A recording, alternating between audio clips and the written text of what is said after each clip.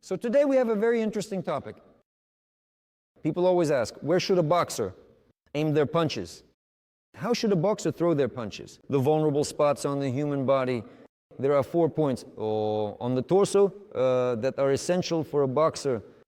Once again, let me say, accuracy is the courtesy of kings. Because if you just blindly punch the abs, tense your abs. But that's useless. Useless. If you tense your abs even a little, it becomes completely pointless. But if we aim just a bit at the diaphragm area, right where the bone starts, and the body ends, right here. The solar plexus. You can land a punch there like this, or like this. Now, with the left hand, we always aim for the liver. Here's a very good point. Can you show me where my liver is? Just put your hand there. That's not right. You put it on the abs. In all those options you showed, you can reach the liver, but you can't land a solid hit. To hit the liver properly, you need to strike exactly along the line of the bone. See how your bone goes. And here's how the ribs go. Here, you're hitting the soft part. Look, now tense up. I'll even slowly hit and punch. See? Do you feel it? Yes. Now look, here's the boundary. Now raise your arm on this side. See this seam? This is where the boundary ends. If we strike from the right side with this kind of blow, we'll hit both the liver and the kidney.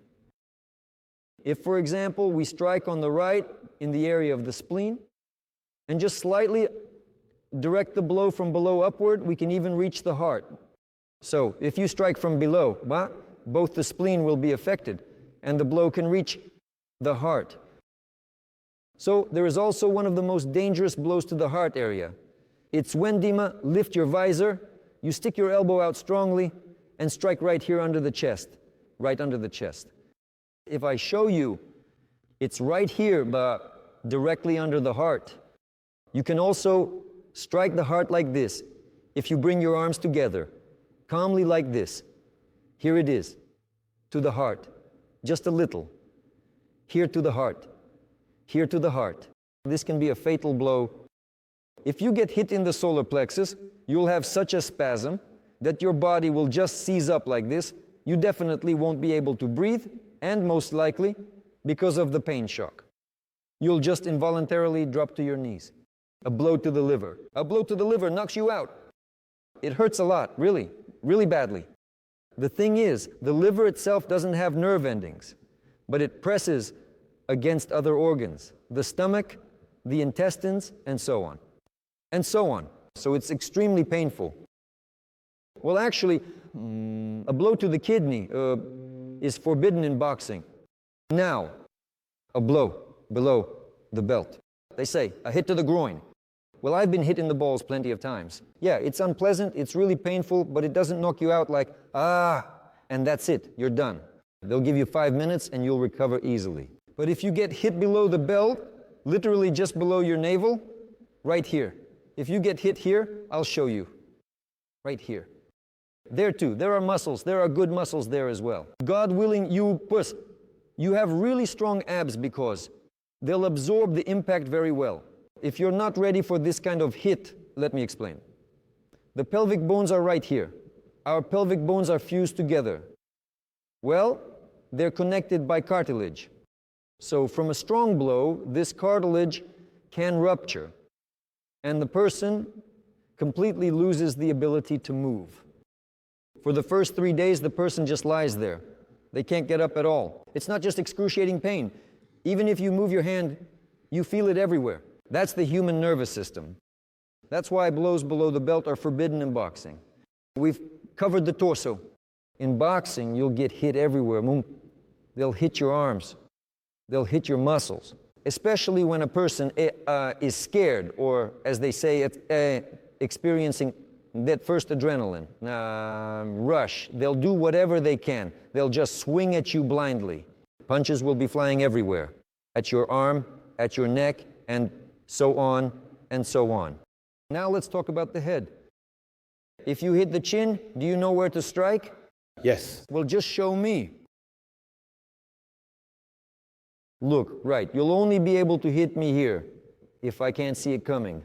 But to take someone out, Under the nose. you don't need much force. Yes, the first one is the so-called triangle. This boxing triangle right here. What is that related to? Nerve endings. Where are the nerve endings? Well, let me show you, so you understand. The point right under the nose. Yes. The first point is under your nose. The second point is behind your ear. Do you feel it? Yes. So this bundle of nerve endings here, it just shuts your lights out. The lights just go out. It's like a natural switch. But that's only if you don't see the punch coming. Here's the thing. If you do see the punch, you have a chance to stay on your feet. Because you give your brain the command. It's like, okay, the punch is coming there. And you can more or less brace yourself. But if the punch is strong, really strong, I mean over 300 kilograms, and one you definitely can't shake off, you're going to be in bad shape no matter what. Either way, you'll get a concussion, no matter where you get hit in the face. Then there's this point, the bridge of the nose. If you get hit on the bridge of the nose, or just on the nose, or maybe from the side, what happens? What happens to a person?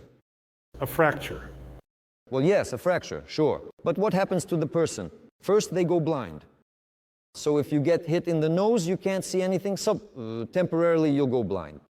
The tear duct will spray so many tears that your eyes will just be flooded. It'll just be awful, really. You won't be able to see anything. Usually boxers in these situations, when they get hit in the nose, but the nose isn't broken, guys usually rub their nose, rub it, and the tears go away. So this happens quickly. One hit to the nose, then you rub your nose, blink a few times, and everything's fine. That's if they let you. Do it. Next, a blow to the temple area. Here's the temporal bone. See? It's soft here. Yeah. There's kind of a little hole here, just like on the crown of the head. So if you get hit right here, what happens? Your legs will give out, you'll collapse. You just bam, and your legs give out. So a blow to the temple can also be fatal. This is no joke. In boxing, you can't hit the eyes. The eyes are the only organ that's not protected. So if you keep your hands up here, you know, covering your temples, your ear area, right behind your ear, there's this bone. Can you feel it? Yes. It's very weak. It breaks very easily there. And if you get hit behind the ear, inside the ear, there's a little organ, kind of like a bubble, that's responsible for your balance. So if you get hit behind the ear, your legs will start wobbling like this. The ear is also vulnerable. A blow to the ear is a shocking hit. It can cause ringing or just a total storm in your head. Now, a strike to the eyes. Very often, the dirty boxers do this. They stick out one of their fingers and jab it right into the eye. The main goal is to blind the boxer. If he's blinded, he'll be vulnerable. No matter how you hold your hands or try to defend yourself, you'll still be vulnerable. If you can't see your opponent, you can't see his punches. The attacks can be arranged in such a way that you'll get beaten from body to head in just seconds. Then there are some things that are also unacceptable in boxing. For example, a strike to the neck. It might not be much blatantly obvious like this, it could be done openly with the hand. Either striking like this, or under the guise of a defensive move like this. This is not allowed in boxing. But that doesn't mean you won't get hit like that. You will get hit like that.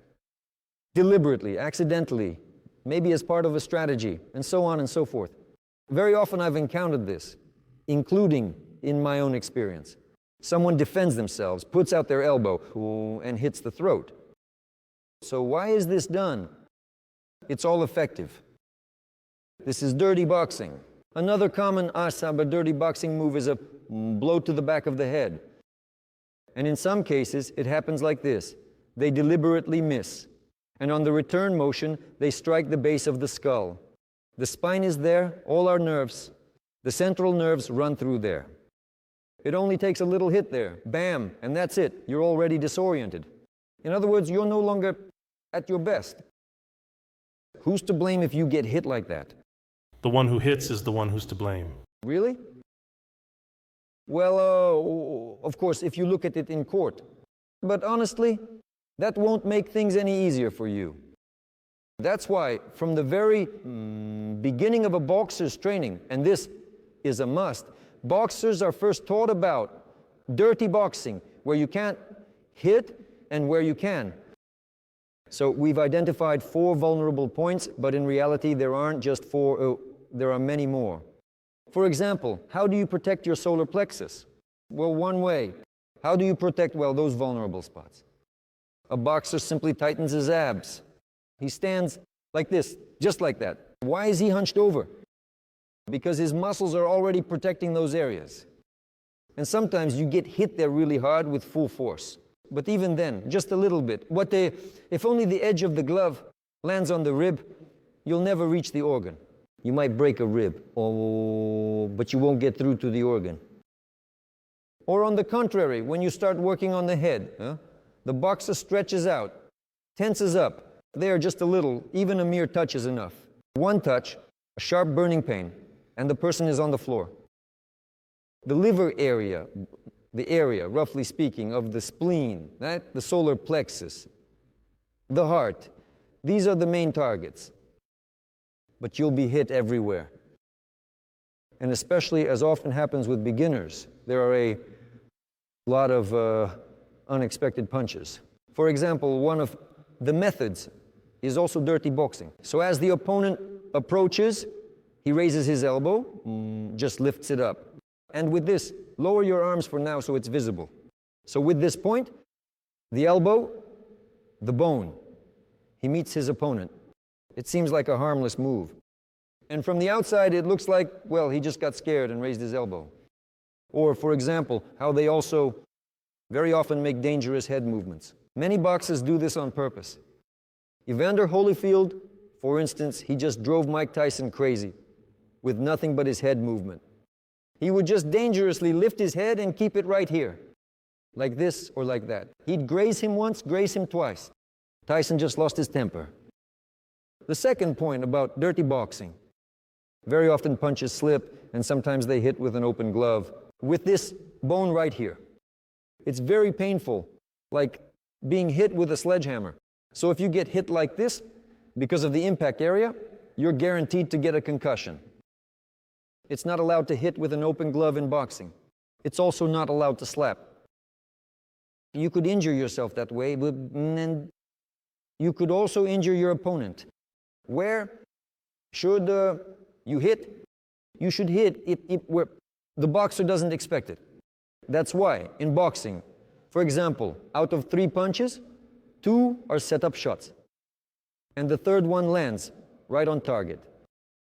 For example, if you can't catch up to a boxer, you work on his body to keep him from running around, to stop all that running. You just hit him with all the liver, and it doesn't matter where you hit it. I'll say it again. If your punch is strong, it doesn't matter where you hit. If you hit the abs, you can break through the abs too. People say you can't break through a boxer's abs. Come on, I've broken through so many times, no matter how ripped your abs are, if the punch is unexpected and strong, it'll break through anything. Especially if they distract you somehow right before. In your training, boxers, you need to take dirty tricks into account.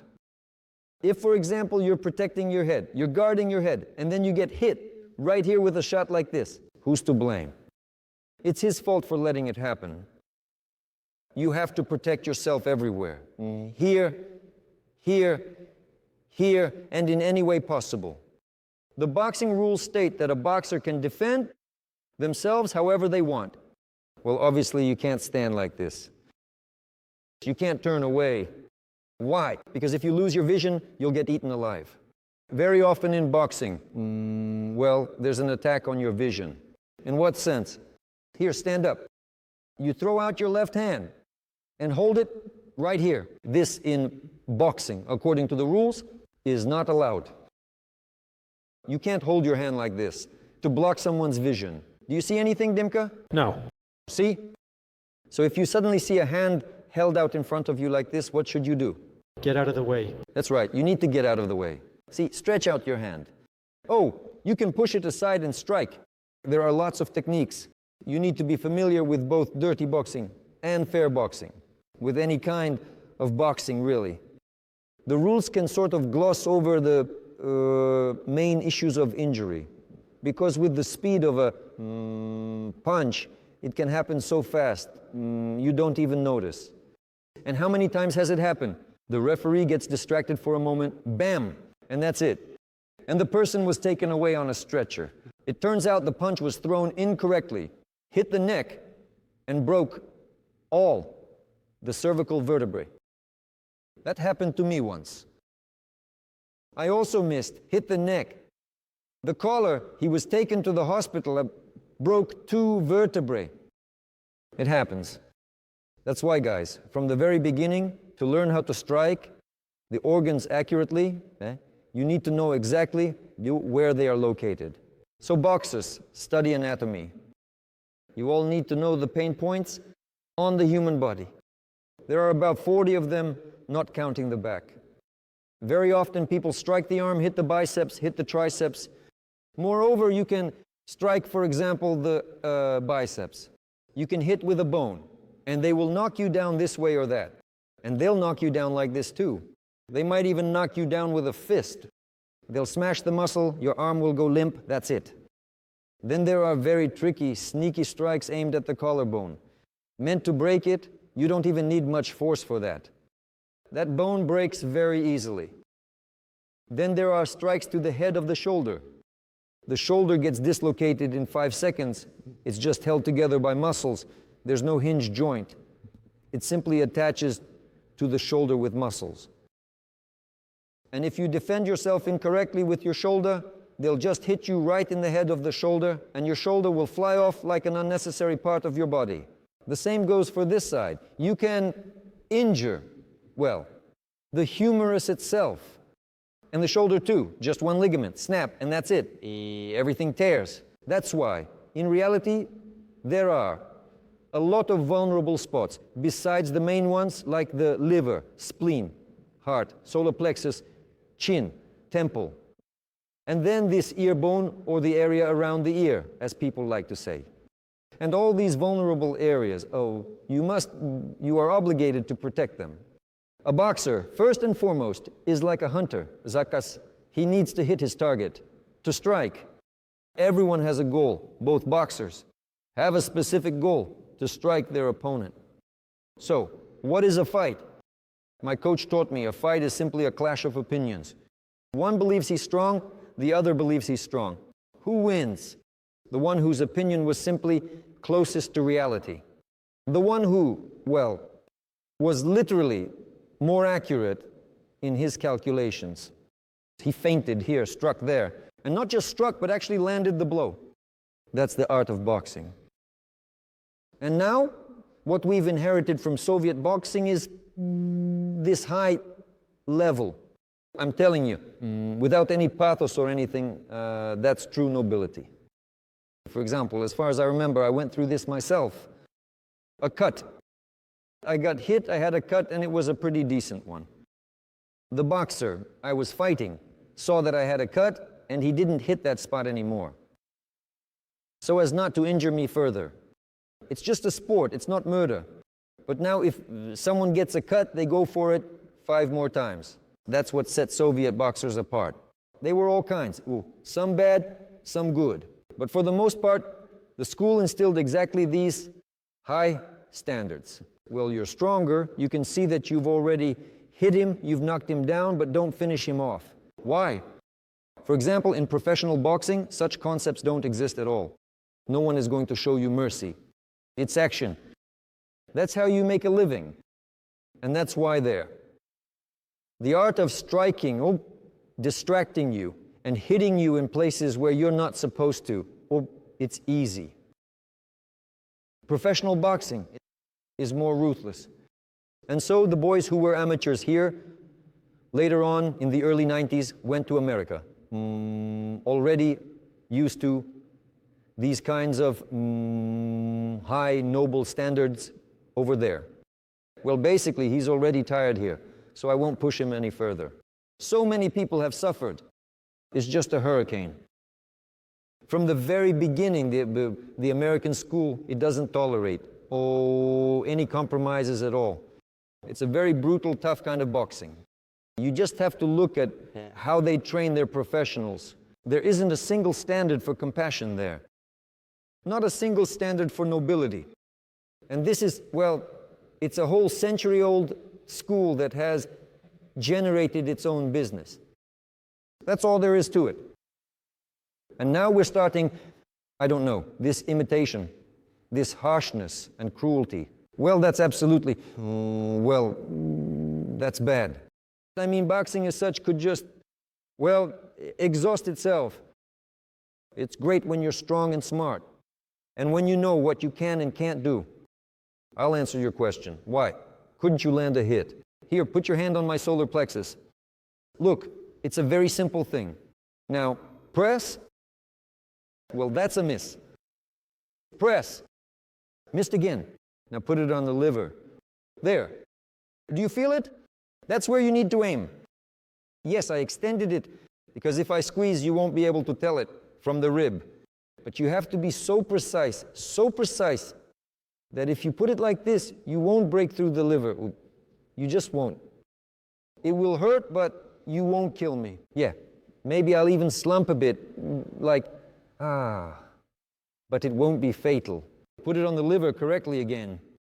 Look here. Press. Press, press. Try to strike. It's the same, I just need to show slowly how to throw it off. With the other hand. Do it with a follow-through. See how it moves away? With the other hand. First of all, aim for the organ. You're not just hitting the body, you're striking the organ. Again, I'm telling you, precision is crucial here. You won't hit it. If you miss, this strike is useless. Not only is it useless, look how exposed you become. The only thing is, when you strike, you open yourself up. And that's true whether it's with your left or your right hand. That's just the nature of the striking distance. So from the very start, when you strike, you need to be protected. Like this. Press. See, not even the slightest change. And you miss. You miss. If you know this well, use your other hand. Guide it exactly to where you need it to go. With both your hands. With your other hand. No, really, hit straight into the body. Hit, hit, hit. See? Try to land the hit. See how hard it is to hit there? And that's not all. A boxer keeps his hands right here. He's already protecting everything. Hit! Look, I close my eyes. It's impossible to break through here, even if he tries really hard. Moreover, the hand can still work along its path. These are already defensive actions, and we'll go over them in the next video. In the video, we'll break down defensive actions, how to protect the body, how to protect the head, both from a theoretical and a practical perspective.